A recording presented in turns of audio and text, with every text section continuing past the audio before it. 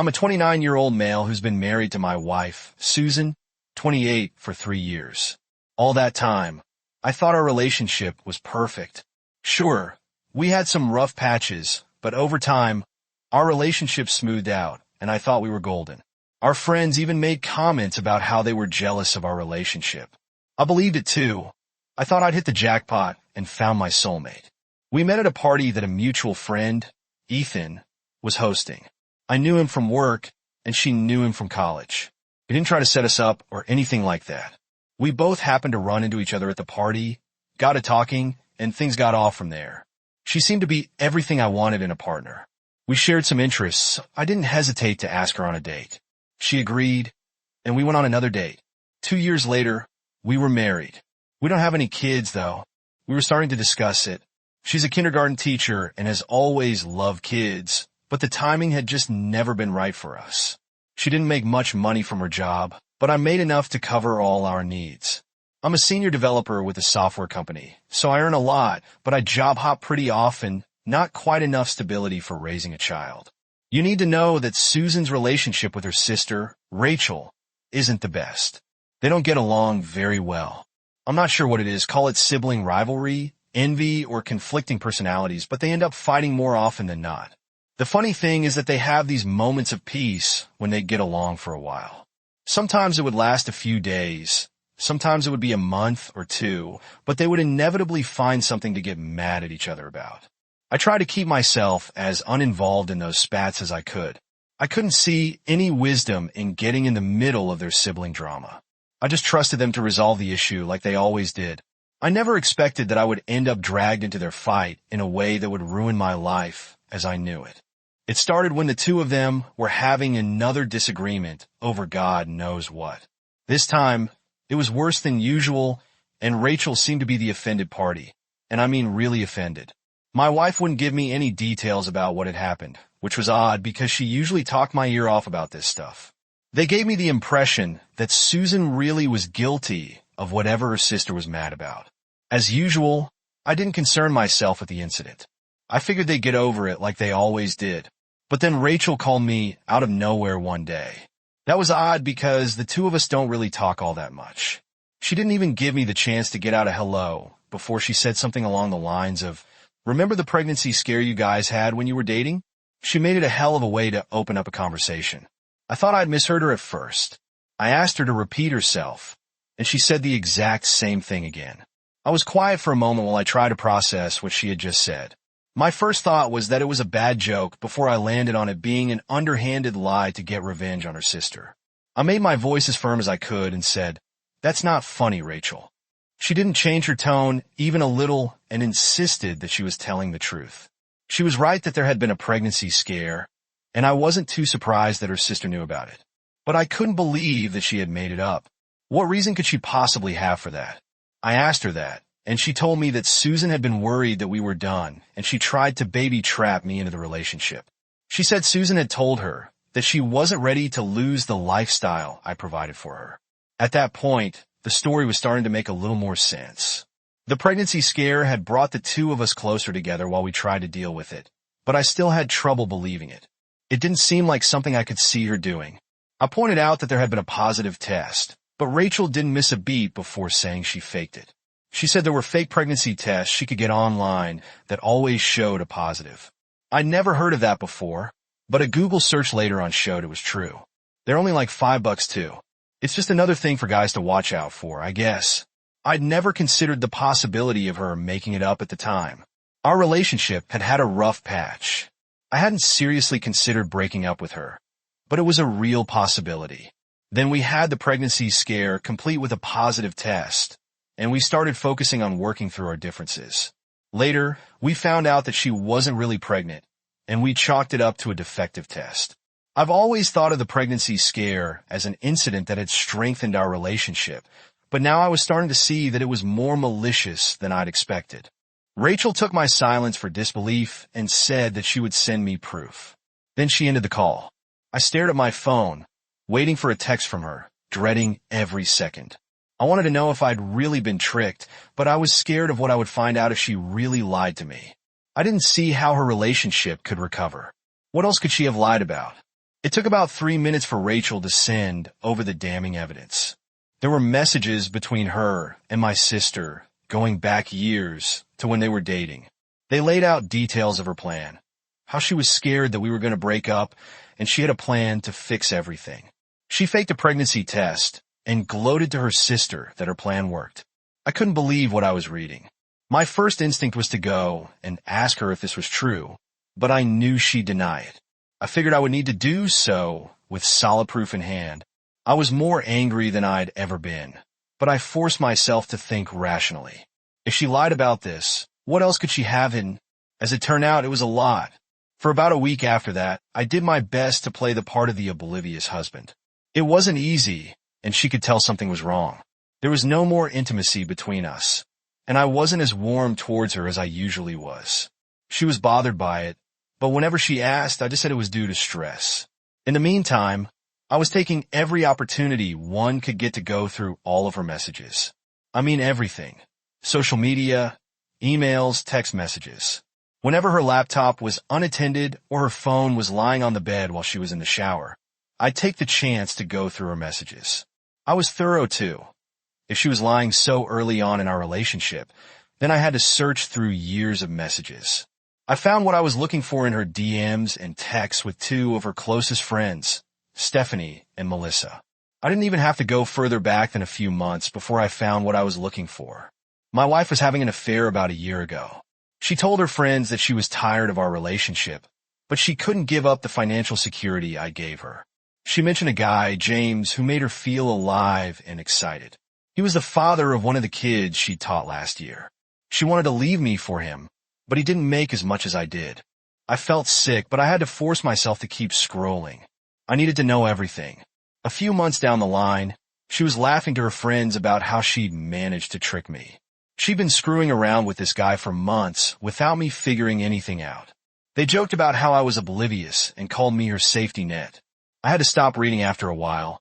This wasn't the woman I thought I'd married. This person was cold and calculating, and she had been since before we got married.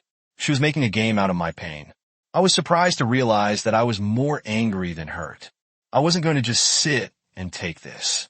I stomped over to her and threw her phone in her lap, demanding that she tell me everything about James. She didn't attempt to deny it, because the evidence was sitting right there between us. She didn't say anything at first until I shouted at her to explain herself. Then she started tearing up and said that she'd never meant to hurt me. Our relationship had started feeling safe and boring to her, and she just wanted some excitement. James didn't mean anything to her. She'd always planned to break things off with him eventually. All of the anger poured out of me after I heard that. I hate to admit it, but I spent 10 minutes screaming at her about how stupid that was and how she'd ruined our relationship. I brought up what her sister had told me and pointed out that she'd always been a liar and a user. She's out there crying and saying we could still save our relationship. I told her we were done and that she needed to pack her stuff and get out. It took another hour of screaming before she finally got her stuff together and left. She said she'd be back in the morning so I could cool down and we could talk things through, but I'm not waiting that long. I'm already looking up divorce lawyers.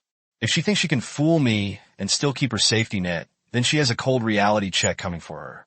This, her audacity of faking a pregnancy to manipulate you into staying, then carrying on an affair while laughing behind her back with her friends. It's like she believed she was untouchable. Here's the thing, people like her always think they're smarter than everyone else. They underestimate the people they're deceiving, assuming their lies will never catch up with them. She thought wrong. Susan really did come back the next morning, but I hadn't cooled down at all. I was on my way out to meet up with a divorce lawyer when she came up to me. She was pleading with me to give her a chance to talk things out. I didn't slow my pace as I walked to my car. I told her that there was nothing to talk about without my lawyer present. That shut her up, and I took the opportunity to tell her that I was going through with filing for divorce. Then the tears started again. I didn't let them bother me. I knew she didn't actually feel guilty. She just felt bad that she'd been caught, that she was losing her lifeline. I got into my car and drove off. She called my number a dozen times on my way to the lawyer's office, but I just let her ring. There was no need to talk to her, because she had no chance of talking me out of what was coming next. When the divorce papers were ready, she was served. She was still unhappy with that, But this time she was angry instead of sad. Now she was saying that the failure of our relationship was my fault. According to her, people cheat in relationships every day, but they need communication to overcome it. It was apparently my fault that we were getting a divorce because I wasn't willing to compromise. That just made me madder. That was a new height of dodging accountability. We had another argument that ended with me storming off. But I knew I wasn't going to be happy with just getting a divorce anymore. I wanted a clean break from her. But now she was victim blaming me and turning me into the bad guy. I wanted to make her pay. I remembered her friends laughing at me in their group chat and knew how I was going to do it. I knew it was just a matter of time before she started spreading more lies to her friends. I was going to make sure she didn't have any friends left before that happened.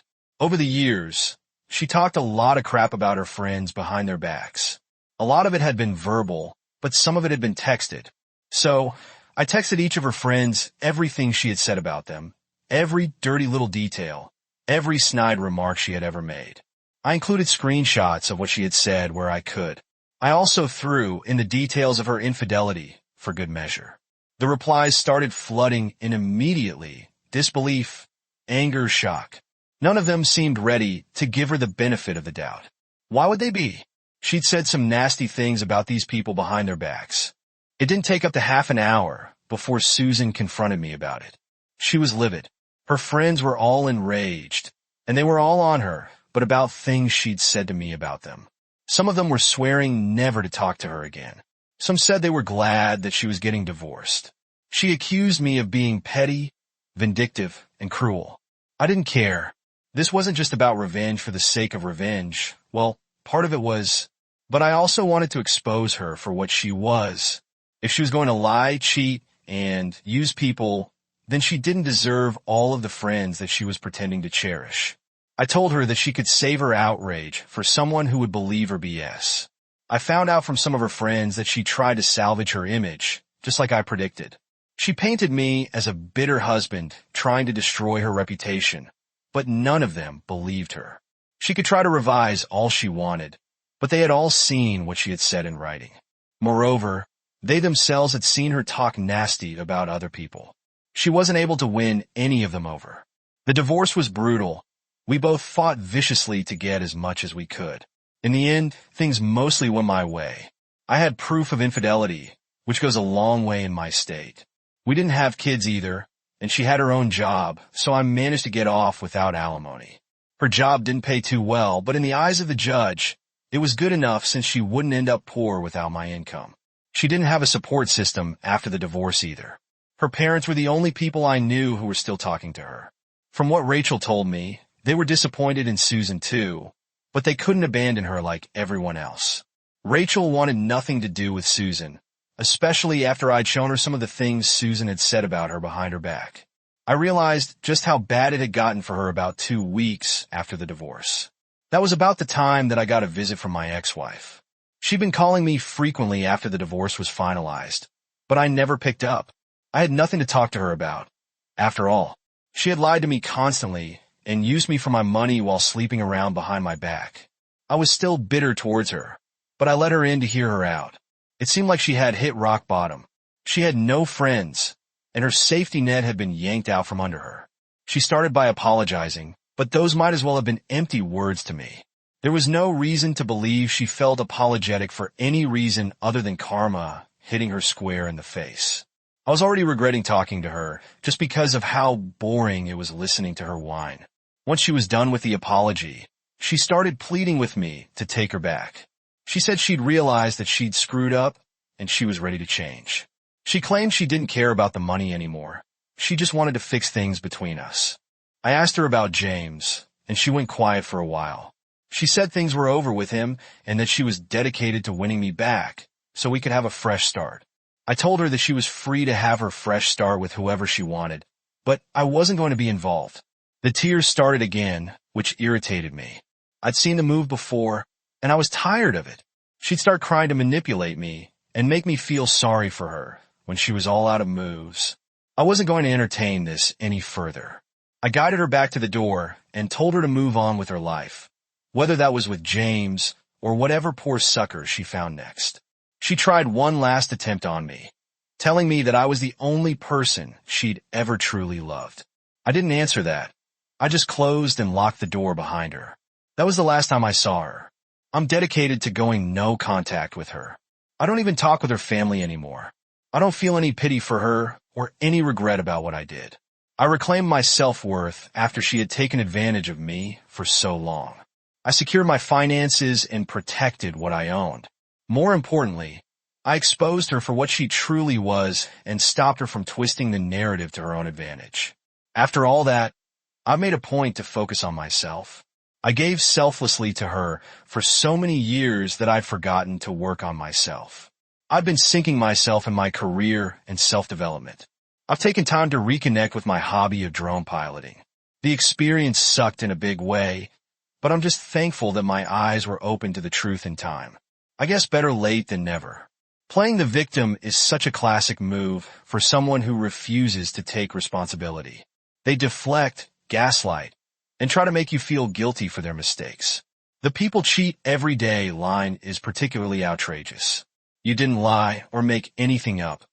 You simply held up a mirror to her behavior and let the truth do the talking. If her friends couldn't stick by her after saying what she said and did, that's on her, not you. She dug her own grave there.